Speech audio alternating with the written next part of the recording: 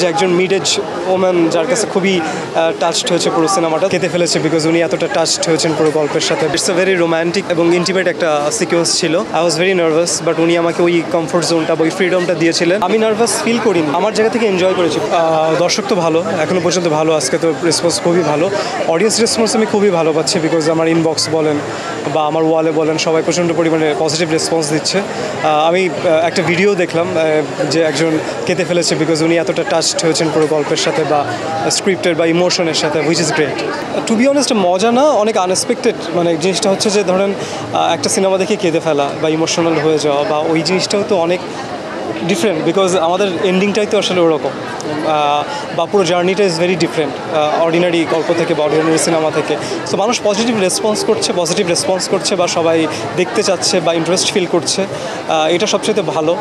কারণ এমনিতেই এত পরিমাণে প্রেশার, বিভিন্ন ধরনের ঈদের প্রেশার, এই পাশ থেকে হল পাওয়া না পাওয়ার প্রেশার বা হোয়াট এভার দ্য সিচুয়েশন এই মুহূর্তে, বাট উইচ ইজ গ্রেট যা রেসপন্স পাচ্ছে এখনো পর্যন্ত। ওরকমভাবে না, বাট সবার কাছে যেটা ভালো লেগেছে বিকজ আমার ক্যারেক্টারে আমি একটা জিনিস প্রথমে বলেছিলাম যে একটা শেড আছে, অনেকগুলো শেড আছে, সবাই ওটা উল্লেখ করছে যে দীপ তুমি শেডগুলো ধরতে পেরেছো বা এই শেডগুলো খুব ভালো হয়েছে, আমরা সবাই কানেক্ট করতে পেরেছি। And because it's very challenging character ছিল, একই সাথে এই সিনেমাটা রোম্যান্টিক এবং থ্রিলার, সো দুইটা ইমোশন ক্যারি করা, এর সাথে ওই যে ছোটোবেলায় যে দুষ্টুমি যে জায়গাটা, যে দুরন্তপনাগুলো, এই প্রত্যেকটা ইমোশন টাচ করা ওয়াজ রিয়েলি চ্যালেঞ্জিং। সবাই এটা কানেক্ট করতে পেরেছে, সবার সাথে টাচ করতে পেরেছি, and which is great. I think সত্য, এটা সত্য। কারণ হচ্ছে যে হয় কি যে ইটস আ ভেরি রোম্যান্টিক এবং ইন্টিমেট একটা সিকোয়েন্স ছিল, তো ওইটা আসলে ওই জায়গায় যদি আমরা কানেক্ট করতে না পারতাম তাহলে ওটা কোনোভাবে ওয়ার্ক করতো না। বাট উনি আমার সিনিয়র, তো ওই ধরনের একটা রোম্যান্টিক বা ওরকম ইন্টিমেট একটা সিন করা খুব challenging. I was very nervous, but উনি আমাকে ওই কমফোর্ট জোনটা বা ওই ফ্রিডমটা দিয়েছিলেন যে ডু ইট, আমরা যেন অন স্ক্রিন এটা কতটা ভালো আসে বা কীভাবে আসে, অ্যান্ড ওইটা ওয়ার্ক করেছে এবং ডেফিনেটলি ওনার সাপোর্ট ছিল ওটাতে। প্রথম টেনশন ছিল যে আমি কীভাবে করবো, মানে বিকজ আমি ডিরেক্টরের সাথে আলোচনা করতেছিলাম বা how I will perform, because হয় কি যে যখন আপনার ক্যামেরার সামনে আপনি একা, সবচেয়ে চ্যালেঞ্জ এটা থাকে, ক্যামেরার সামনে আপনি একা, আপনাকে এটা করতে হবে, আপনাকে এটা ঘটাতে হবে। তো আমি এটা বুঝে উঠতে পারছিলাম না আমি কীভাবে ঘটাবো জিনিসটা, বাট যখন আসলে আমরা রিহার্সাল করি বা প্রথম মুভ মেক করি, দেন আস্তে আস্তে জিনিসটা ইজি হয়ে যায়। প্রথম অ্যাক্টেকটা আমরা দেখি যে কীরকম হয়, তারপরে আস্তে আস্তে জাস্ট হয়ে গেছে। এখন তো লজ্জা ভেঙে গেছে এখন, বিকজ উনি আমার কো-আর্টিস্ট, উনি তো আসলে শুধুমাত্র যে আমরা রোম্যান্টিক সিন করেছি তা না, আমরা ঝগড়ার সিন করেছি, আমরা অনেক আনন্দের সিন করেছি। তো আসলে সব ধরনের ইমোশন যখন একটা মানুষের সাথে আপনি সিন করেন তখন এমনি একটা কমফোর্ট জোন তৈরি হয়ে যায়। আর উনি খুবই সাপোর্টিভ, সবচেয়ে বড় কথা কি যে কো-আর্টিস্ট যদি সাপোর্টিভ না হয় আপনি কোনো সিনই ঠিকঠাক ডিল করতে পারবেন না, সেটা রোম্যান্টিক হোক আর অন্যান্য সিন। না, আমি নার্ভাস ফিল করিনি, কারণ আমি আসলে আমার জায়গা থেকে এনজয় করেছি পুরো প্রসেসটাকে। ধরেন প্রি প্রোডাকশন বলেন, যখন আমরা প্রমোশনের মধ্যে ছিলাম, এখন তো পোস্ট প্রমোশনের মধ্যে আছি, বা আমরা যখন প্রথম দিন সিনেমাটা দেখেছি, আমাদের কাছে অনেক পুরো জার্নিটা অনেক আনন্দের মধ্যে ছিল। কারণ হয় কি, আমার কাছে মনে হয় যে প্রত্যেকটা সিনেমার মেরিট এবং দর্শক আলাদা, তো প্রত্যেকটা সিনেমা ওয়ার্ক করবে কি করবে না ওটা আসলে টোটালি তার মেরিট এবং দর্শকের উপর ডিপেন্ড করে। আমাদের যা করা সেটা আমরা করে ফেলেছি, সো এখন এই রেসপন্স বা এনজয় করাটাই আমার মনে হয় সবচেয়ে বেস্ট। ওটা তো definitely, but it's a very technical thing, কারণ এইটা আসলে আমার উপর ডিপেন্ড করে না।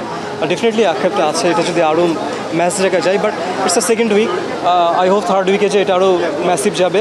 কারণ যেটা হচ্ছে ময়ূরাক্ষীর সবচেয়ে পজিটিভ ব্যাপারটা হচ্ছে রেসপন্স ভালো, যারা দেখছে তারা পজিটিভ রেসপন্স করছে, যেটা সবচাইতে better, because word of mouth is very important সিনেমার ক্ষেত্রে। আপনি যতই প্রমোশন করেন, ওয়ার্ড অফ মাউথ যদি ভালো না হয় সেই সিনেমা আসলে ওয়ার্ক করে না। ময়ূরাক্ষীর ওয়ার্ড অফ মাউথ ভালো, আশা করি থার্ড উইক বা ফোর্থ উইকে যে আরও ম্যাসিভ জায়গায় যাবে এবং আমরা স্লোলি সিঙ্গেল স্ক্রিনে যেতে পারবো। ময়ূরাক্ষীর শক্তির জায়গায় ময়ূরাক্ষীর কন্টেন্ট সবচাইতে আলাদা। ময়ূরাক্ষী দেখেন রোম্যান্টিক এবং থ্রিলার, এই জনরাটা ইজ ভেরি ডিফারেন্ট। এই জনরাতে কাজ খুবই কম হয়েছে এখনো পর্যন্ত আমাদের এখানে, তো it's a very different genre. এবং একই সাথে আমরা যেটা বলছি প্লেন হাইজ্যাকের একটা ইনসিডেন্ট আছে, সুতরাং এটা ডেফিনেটলি অনেক আলাদা একটা। বলবো যে ময়ূরাক্ষী দেখেন, আরও বেশি বেশি করে দেখুন। বসুন্ধরা সিনেপ্লেক্সে এই উইক থেকে রেগুলার 2টা করে শো যাচ্ছে, আপনারা প্লিজ আসুন, বন্ধুবান্ধব সবাইকে নিয়ে আসুন। রেসপন্স এখনো পর্যন্ত ভালো, যারা দেখেছে তাদের রেসপন্স অনেক পজিটিভ এসেছে। আমি ইনবক্সে টের পাচ্ছি বা মেসেজের মাধ্যমে টের পাচ্ছি, সবার রেসপন্স এখনো পর্যন্ত পজিটিভ পজিটিভই পেয়েছি।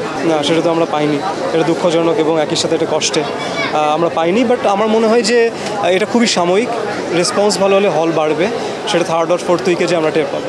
শো আমি দুটোই দেখেছি, কারণ হয় কি অত শো দেখা হয় না, বাট থাকা হয় আর কি। মানে আপনি একই জিনিস আপনি কতবার দেখবেন, আমরা আসলে রেসপন্স দেখে অডিয়েন্স রেসপন্স কেমন, বা অডিয়েন্স কোন সিনে কীরকম রিয়াকশন দিচ্ছে, বা ওদের ভালো লাগছে কি না, ওইটা দেখার চেষ্টা করা। যেইটা আমরা ভেবেছিলাম আমাদের 80-90% আসলে আমরা মনে হয়েছে যে আমরা যে ইমোশনটা ডেলিভার করতে চেয়েছি, মানে অডিয়েন্সের মাঝখানে গিয়েছে, ওই অডিয়েন্সটা ওদের মাঝখানেও রিয়াক্টটা করেছে, যে উইচ ইজ আমাদের ক্ষেত্রে খুবই, ওইটা তো ধরেন ওইভাবে বোঝা খুব টাফ। বাট আমার মনে হয়েছে সবচেয়ে টাচড হয়েছে আমি একটা ভিডিও দেখে, যে একজন মিড এজ ওম্যান যার কাছে খুবই টাচড হয়েছে পুরো সিনেমাটা। তো আমার কাছে আমি সবসময় বলি যে ময়ূরাক্ষী সব অডিয়েন্সের সিনেমা, ময়ূরাক্ষী সব ধরনের অডিয়েন্সকে কানেক্ট করার সিনেমা, সুতরাং ময়ূরাক্ষী সব এইজেরও সিনেমা, এটা আমি সবসময় বলছি এবং আসলেই তাই।